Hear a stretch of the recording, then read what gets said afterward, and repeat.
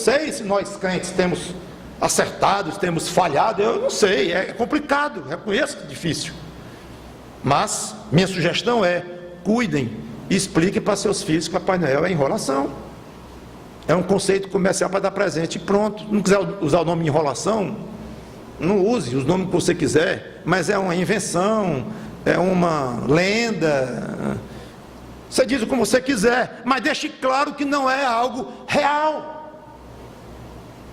Porque na cabecinha de muitos deles, podem ter certeza, um é tão real quanto o outro. Se Jesus é real, Papai Noel também é. Se Papai Noel é invenção, Jesus também é. Porque eles estão lado a lado desde que eles nasceram, estão vendo isto. E provavelmente, como já disse, muito mais Papai Noel do que Jesus Cristo. O bombardeio em cima deles, porque o comércio não brinca em serviço. E o marketing, as propagandas e tudo mais.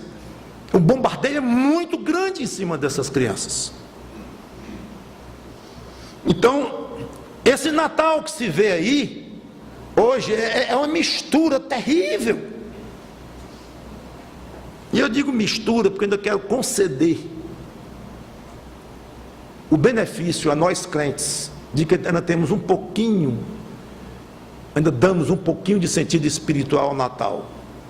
Ainda comemoramos com programações que têm cânticos bem cantados, digo bem cantados no sentido de seriamente apresentados, cantados, penetrados, as pregações que os pastores pregam. Então, eu não posso dizer que é totalmente já deturpado, mas eu acho que o que fica é muito pequeno, até na nossa própria mente. E muitos dos que falam em Jesus, muitos dos que colocam o presépio em casa, e a árvorezinha de Natal cheia de luzinha piscando, e ouvem cantatas, e ouvem apresentações de Natal, que cantam as apresentações de Natal, muitos não seguem a pessoa de Jesus Cristo. Não seguem, não obedecem ao ensino de Jesus Cristo, não se dobram diante da autoridade de Jesus Cristo. E o que é isso senão rejeição? Isso é rejeição. Quem não abre o coração para Jesus Cristo, fecha. Quem não aceita o jugo, o domínio que ele ofereceu, é porque se recusa a ser seu discípulo. Veja o que ele disse, ele próprio, em Mateus capítulo 12, versículo 30, falando assim, Mateus 12 e 30. Quem não é por mim, é contra mim. Quem comigo não ajunta, espalha. Uma das minhas pregações prediletas é sobre este versículo. Acho fantástica essa afirmação do Senhor Jesus Cristo. Porque os crentes são radicais. Radical é isto. Radical é isto, meus irmãos, meus amigos. Quem não é por mim, é contra. E o título dessa minha pregação é: não há neutro. Ou poderíamos dizer, não há em cima do muro, expressão hoje popular, corriqueira entre nós. Quem não é por mim, já é contra. Mas Senhor, mamitinho, eu não sou contra não sou a favor. Mas eu não sou contra. Aí Jesus diz,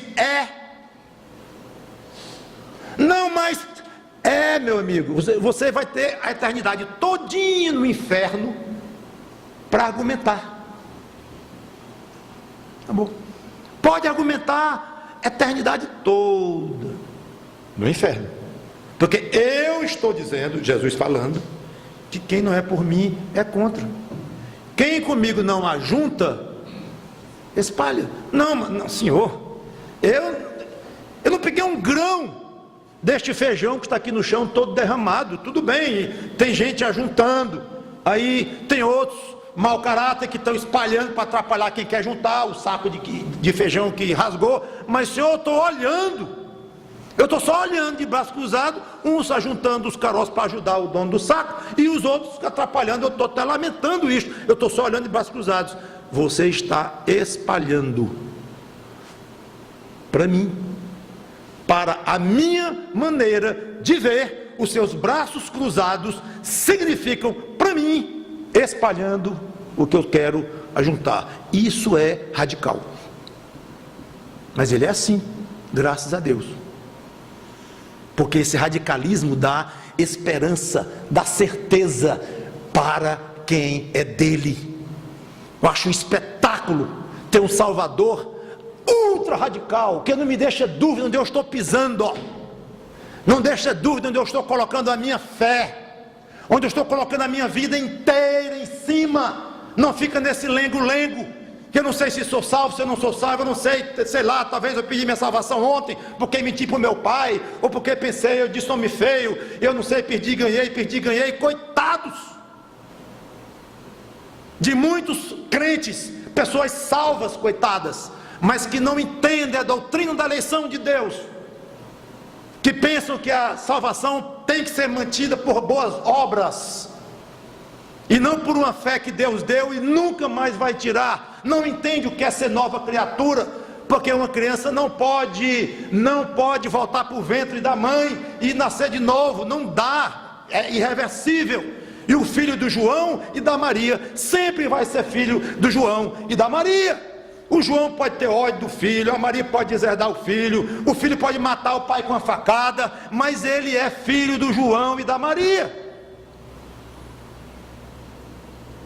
Se isso ocorre dentro da nossa humanidade fraca, fajuta, limitada, uma geração de um homem com uma mulher gera um filho, e esse filho vai ser sempre filho desse casal, nesse nível humano ocorre, quanto mais no nível divino, em que o próprio Deus, Espírito Santo, gera uma nova criatura em Cristo. Quem vai ousar dizer que essa salvação pode ser perdida? A lei do tal do Armínio, que gerou esse pensamento chamado arminianismo, e veio John Wesley na Inglaterra, com o seu metodismo aí espalhou para valer este pensamento errado, antibíblico. Então é uma pena.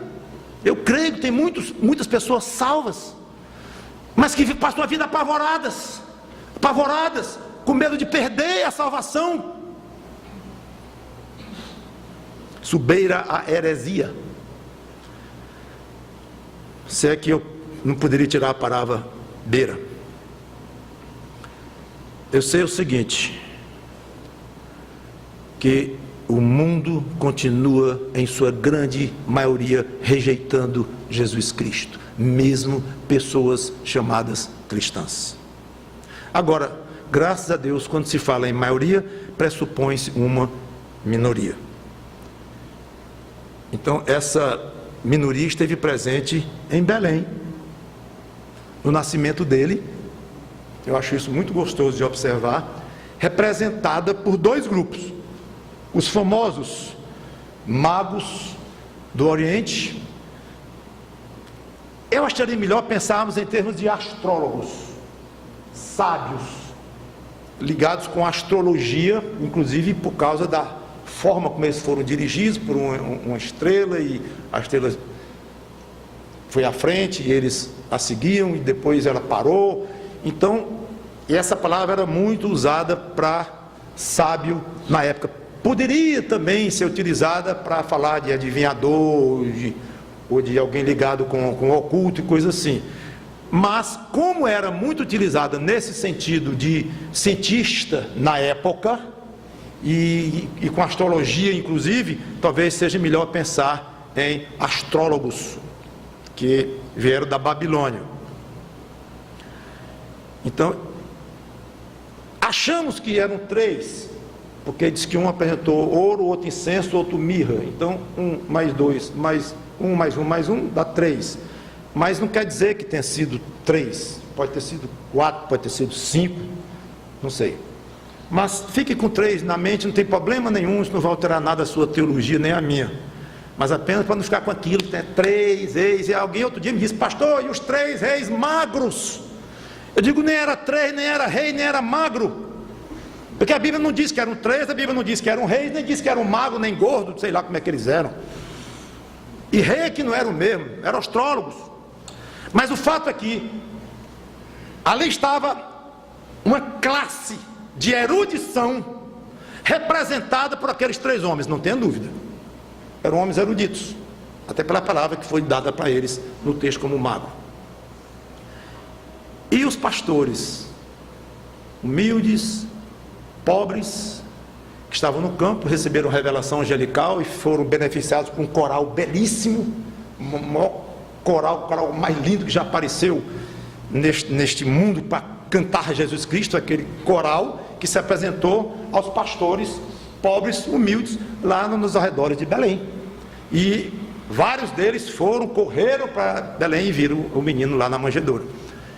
Então, a maioria rejeitou, mas teve alguém que veio lá de longe, 3 ou 4 ou 5, não sei, para adorar Jesus Cristo, homens cultos. E teve outros que vieram de pertinho para adorá-lo também, homens incultos. Então eu acho gostoso olhar para esses 2 grupos e ver uma certa representatividade desta minoria, ou da minoria que aceita Jesus Cristo. E de fato, ao longo do ministério de Jesus, do curto ministério dele, alguns o seguiram de coração, vocês sabem disto, alguns poucos, mas foi com esses poucos que Jesus fundou a sua igreja.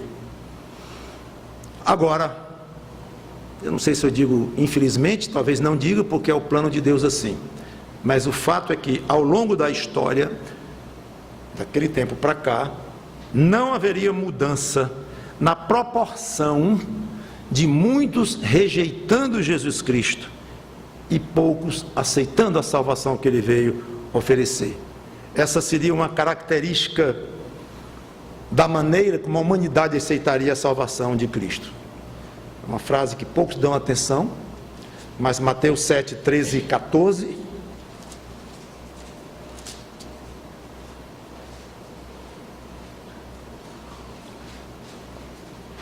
diz, Mateus 7, 13 e 14: entrai pela porta estreita, larga é a porta, e espaçoso o caminho que conduz para a perdição, e são muitos os que acertam por ela. Mas tudo é meio relativo, então não seria bom se tivesse uma referência ou um contraste entre o outro grupo? Pois tem esse contraste, versículo 14: porque estreita é a porta e apertado o caminho que conduz para a vida, e são o quê? Poucos os que acertam com ela. Não me pergunte por quê, que a maioria é perdida. A maioria da raça humana vai para o inferno, perdição eterna, e uma minoria vai entrar pela porta estreita e vai andar pelo caminho apertado que conduz à vida, ou seja, para a salvação. Muitos perdidos, poucos salvos. Por que não é o contrário? Não sei. Fica na onisciência, na sabedoria, na retidão do nosso Deus, mas sempre seria assim. Então, segunda lição que nós aprendemos do que o nascimento de Jesus tinha a nos transmitir, esta: indicava a maneira como ele seria tratado no mundo. Não tinha lugar para ele na hospedaria e nem lugar nenhum praticamente neste mundo, tanto que o mataram. Terceiro e último ponto, eu quero encerrar. As dificuldades que cercaram o nascimento de Jesus, eu vejo que apontam para uma característica da primeira vinda dele a este mundo, que seria um ministério duro, sofrido, uma vida de decepções, de humilhações, que culminou com a sua morte. E tudo isso foi predito 750 anos aproximadamente antes dele nascer pelo profeta Isaías. Eu quero ler com vocês Isaías capítulo 53, versículos 1 e 9, que diz assim, Isaías 53, de 1 a 9: quem creu em nossa pregação, e a quem foi revelado o braço do Senhor? porque foi subindo como renovo perante ele, e como raiz de uma terra seca. Não tinha aparência nem formosura. Olhámo-lo, mas nenhuma beleza havia que nos